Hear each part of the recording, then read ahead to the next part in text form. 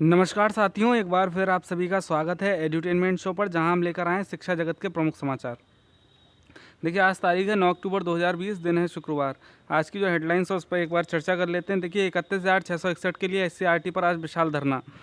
SSC देगा 90,000 नौकरी पूर्व परीक्षाओं पर। उसके बाद LT ग्रेड की नियुक्ति का रास्ता साफ और CHSL की परीक्षा 12 से 21 अक्टूबर तक आयोजित की जाएगी। इसके साथ ही शिक्षा क्षेत्र की तमाम अपडेट से आपको रूबरू कराएंगे। वीडियो को शुरू से लेकर अंत तक पूरा देखिएगा। अगर आप हमारे चैनल पर नए हैं तो हमारे चैनल को सब्सक्राइब करके बेल आइकन जरूर दबा दें, जिससे आने वाली वीडियोस का नोटिफिकेशन आपको मिलता रहे।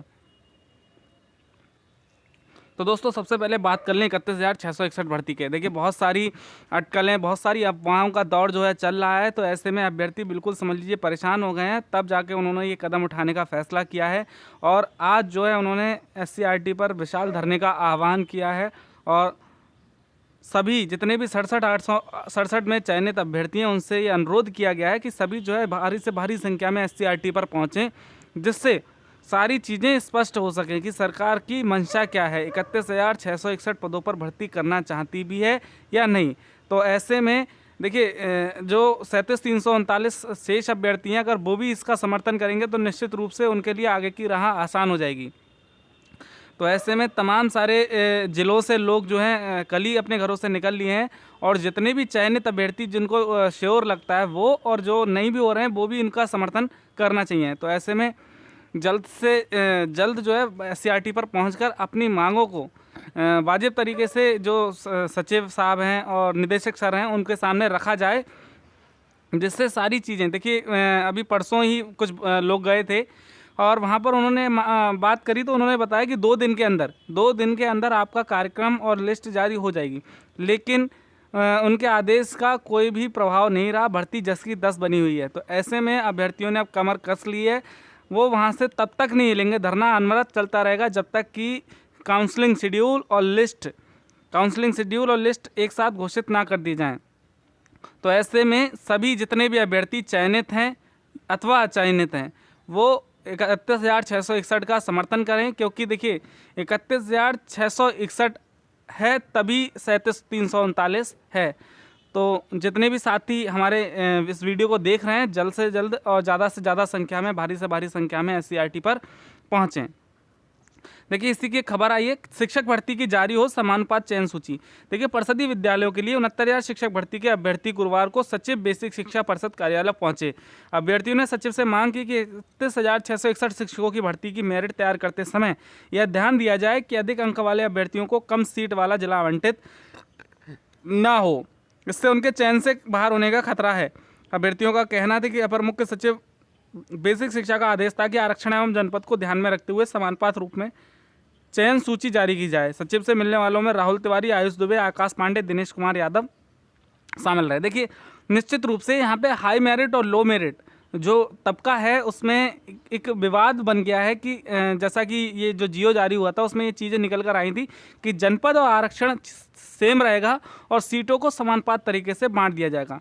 तो इसका जो दूरदर्शी परिणाम ये हुआ कि जहाँ पर कम सीटें हैं वहाँ पर हाई मेरिट वाला अचयनित रह जाएगा और जहाँ पर ज़्यादा सीटें हैं वहाँ पर कम मेरिट वाला भी चयनित हो जाएगा। तो ऐसे में अभ्यर्थी जो है सचिव साहब से मिले और उन्होंने अपनी मांग को रखा। तो सचिव साहब की तरफ से निश्चित रूप से आश्वासन दिया गया कि भर्ती में किसी भी तरीके का, देखिए इतना समय अवश्य लग रहा है लेकिन कुछ ना कुछ विभाग के अंदर कार्य चल रहा है और उसमें ये प्रयास किया जाएगा विभाग के द्वारा कि किसी भी तरीके का विवाद बाद में उत्पन्न ना होने पाए।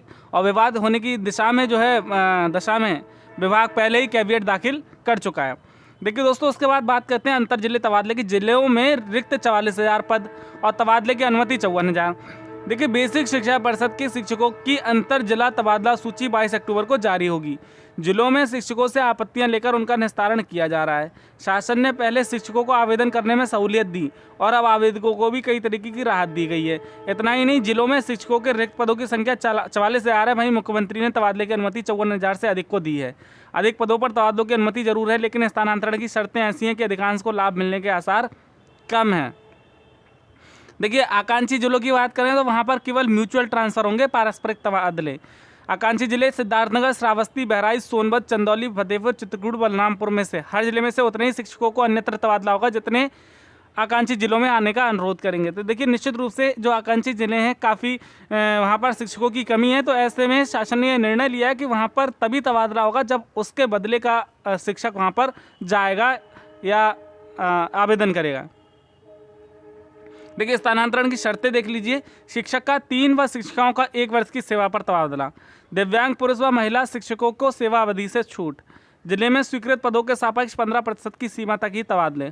गुणवत्ता अंक समानता अंक होने पर अधिक आयु वाले को वरीयता। देखिए बहुत सारी चीज़ें हैं जिन पे क्वालिटी पॉइंट दिए जाएंगे, उस हिसाब से मेरिट बनेगी और उसके बाद जो है तबादले किए जाएंगे। तो कहीं ना कहीं बहुत सारी चीज़ें चल रही हैं इसमें। अब देखना होगा कि फाइनल लिस्ट आने के बाद किसका तबादला होता है और किसका नहीं है। देखिए इसके बाद बात करें एलटी ग्रेड शिक्षक भर्ती चयनितों की नियुक्ति का रास्ता हो गया साफ। देखिए बहुत बड़ी खुशखबरी है जिसमें एलटी ग्रेड शिक्षक भर्ती परीक्षा 2018 की भर्ती पूरी करने की दिशा में उत्तर प्रदेश लोक सेवा आयोग तेजी से काम में जुटा है। आयोग ने 12 विषयों के उन चयनितों का मामला निस्तारित करा दिया है जिनका रोल नंबर निदेशालय में गलत बता रहा था। वहीं कला महिला वर्ग में 114 चयनितों की फाइल भी निदेशालय भेजी जा चुकी है। पुरुष वर्ग की 25 चयनितों की फाइल काउंसलिंग के लिए शीघ्र निदेशालय भेजी जाएंगी। साथ ही सामाजिक विज्ञान का रिजल्ट 10 अक्टूबर के बाद कभी भी जारी किया जा सकता है। देखिए बहुत सारी चीज़ें थी, विभाग उसके ऊपर, आयोग उसके ऊपर काम कर रहा था, तो अब ऐसे में तमाम सारी जो रुकावटें थीं, अड़चनें थीं, बाधाएं थीं, उनको पार कर लिया गया है। अब जो उनकी नियुक्ति का रास्ता साफ हो गया है और जल्द का मतलब 16 अक्टूबर को शायद सुनने में आ रहा है कि इन सभी अभ्यर्थियों को, जो चयनित अभ्यर्थी हैं, उनको नियुक्ति पत्र ऑनलाइन वितरित किए जाएंगे माननीय उप मुख्यमंत्री दिनेश शर्मा जी द्वारा। तो बहुत बड़ी खबर है, बहुत बड़ी जीत कह सकते हैं। देखिए काफ़ी लंबे संघर्ष के बाद अभ्यर्थियों को ये मौका मिलने जा रहा है। देखिए बात करें राष्ट्रीय टंडन में 15 तक कर सकते हैं आवेदन। उत्तर प्रदेश राष्ट्रीय टंडन मुक्त विश्वविद्यालय में प्रवेश के लिए आवेदन की तिथि 15 अक्टूबर तक बढ़ा दी गई। देखिए जो राष्ट्रीय टंडन ओपन यूनिवर्सिटी है इसमें बहुत सारे कोर्स हैं, डिस्टेंस के थ्रू आप कोर्स कर सकते हैं। तो बहुत वाजिब दामों पर जो है आपको शिक्षा उपलब्ध कराई जाती है। तो ऐसे में जो अभ्यर्थी छूट गए आवेदन करने से 15 तारीख तक आवेदन करके किसी भी पाठ्यक्रम में भाग ले सकते हैं। देखिए असिस्टेंट प्रोफेसर पद के 15 चयनितों को मिलेगी नियुक्ति। देखिए बात करें प्रदेश के अशासकीय महाविद्यालय में विज्ञापन संख्या 47 के तहत 4 विषयों में असिस्टेंट प्रोफेसर के पद पर नियुक्त 15 अभ्यर्थियों की नियुक्ति का रास्ता साफ हो गया है। सह शिक्षा का महाविद्यालय उपलब्ध न होने के कारण महीनों से इनकी नियुक्ति फंसी हुई थी। शासन से दिशा निर्देश मिलने के बाद अब उच्च शिक्षा निदेशालय ने इन अभ्यर्थियों को कॉलेज आवंटन के लिए आवेदन मांगे हैं। देखिए निश्चित रूप से जो कोएड वाले संस्थान थे वो ना होने की दशा में इनकी जो नियुक्ति प्रक्रिया है वो रुक गई थी। तो शासन से दिशा निर्देश लेने के बाद अब इनकी प्रक्रिया को आगे बढ़ाया जाएगा और इन 15 अभ्यर्थियों को भी नियुक्ति मिलेगी। देखिए बात करें जवाहर नवोदय विद्यालय की, तो यहाँ पर 30 नवंबर तक प्रवेश के लिए आप आवेदन कर सकते हैं। प्रवेश परीक्षा 10 अप्रैल 2021 को होगी। मेजा खास स्थित जवाहर नवोदय विद्यालय की तरफ से जारी विज्ञप्ति में सभी खंड शिक्षा अधिकारियों से आग्रह किया कि अपने क्षेत्र के प्रत्येक विद्यालय से कम 5 बच्चों को ऑनलाइन आवेदन अवश्य कराएं। देखिए बहुत सराहनीय प्रयास है सरकार का, जिसमें उन्होंने सभी खंड शिक्षा अधिकारियों को ये निर्देश दिए हैं कि अपने ब्लॉक से कम 5 बच्चों का क्या करना है, ऑनलाइन आवेदन जरूर कराएं, जिससे उन्हें भी जवाहर नवोदय विद्यालय में पढ़ने का मौका मिल सके। देखिए ये खबर आ रही है दिल्ली से, स्कूली छात्रों के आकलन का बदलेगा फॉर्मूला। राष्ट्रीय शिक्षा नीति के तहत स्कूली छात्रों की पढ़ाई भले ही साल 2022 से शुरू होगी, लेकिन इनकी पढ़ाई के आकलन का फार्मूला अगले साल यानी नए शैक्षणिक सत्र से बदल कर सकता है। फिलहाल इसे लेकर रायशुमारी का काम तेजी से चल रहा है। इसके तहत पहला आकलन छात्र खुद करेगा, दूसरा उसका कोई सहपाठी करेगा, तीसरा शिक्षक करेंगे। छात्रों की परख अब रटने रटाने वाली परिपाटी के आधार पर नहीं बल्कि रचनात्मकता के आधार पर होगी। इस दौरान छात्रों की विशेषताओं का भी पहचाना जाएगा, जिसका जिक्र रिपोर्ट कार्ड में विशेष रूप से किया जाएगा। देखिए अब क्या है, पहले था बच्चा एक सब्जेक्ट या कह सकते हैं स्ट्रीम वाइज पढ़ता था, लेकिन अब बच्चे की क्रिएटिविटी मतलब किस चीज़ में उसकी रुचि है, उस हिसाब से उसको जो है आगे के लिए प्रमोट किया जाएगा, आगे उसको उस लाइन में मौका मिले। इसलिए हर चीज़ पर उसको मतलब कह सकते हैं ओवरऑल डेवलपमेंट, सर्वांगीण विकास पर ध्यान दिया जाएगा।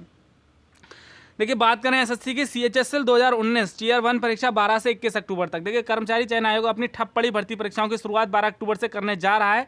कोरोना संक्रमण शुरू होने पर आयोग ने CHSL 2019 परीक्षा 17 से 19 मार्च के बीच कराने के बाद स्थगित कर दी थी।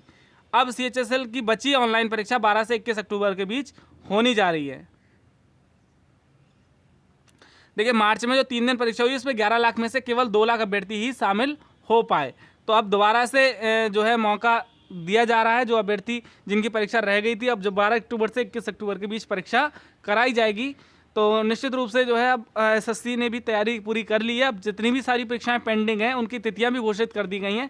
अब जल्द से जल्द वो परीक्षाएं कराकर उनके परिणाम घोषित करने की तैयारी में है। अब बात करें SSC की, तो पुरानी भर्ती परीक्षाओं से 90,000 युवाओं को मिलेगी नौकरी। आने वाले दिनों में भी आयोग की ओर से लंबित परीक्षाओं का रिजल्ट जारी करने की तैयारी। देखिए SSC लंबित परीक्षाओं के परिणाम जारी कर बड़ी संख्या में बेरोजगारों को रोजगार देने की तैयारी में है। आयोग की ओर से आने वाले दिनों में 4 बड़ी भर्ती परीक्षाओं के परिणाम जारी करने के बाद करीब 90,000 युवाओं को नौकरी मिल सकती है।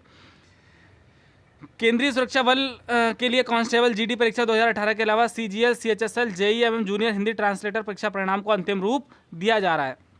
देखिए निश्चित रूप से कुछ परीक्षाएं जो है काफ़ी लंबे समय से लटकी हुई थी, बीच में फिर कोरोना आ गया तो और ज़्यादा जो है असुविधा हुई अभ्यर्थियों को भी और आयोग को भी। तो ऐसे में अब कोरोना जब कुछ नियंत्रण में है तो आयोग अपनी तैयारी कर रहा है, जिसमें पूरी सावधानी मतलब पूरी सतर्कता के साथ आगे आने वाली परीक्षाओं का आयोजन कराया जाएगा। और जो पुरानी परीक्षाएं हैं जिनके रिजल्ट तैयार है, ऐसी उम्मीद है कि उनसे 90,000 युवाओं को रोज़गार मिलेगा। तो बहुत राहत भरी खबर है और निश्चित रूप से बेरोजगारी का जो कह सकते हैं कुछ ना कुछ आलम तो कम होगा ही।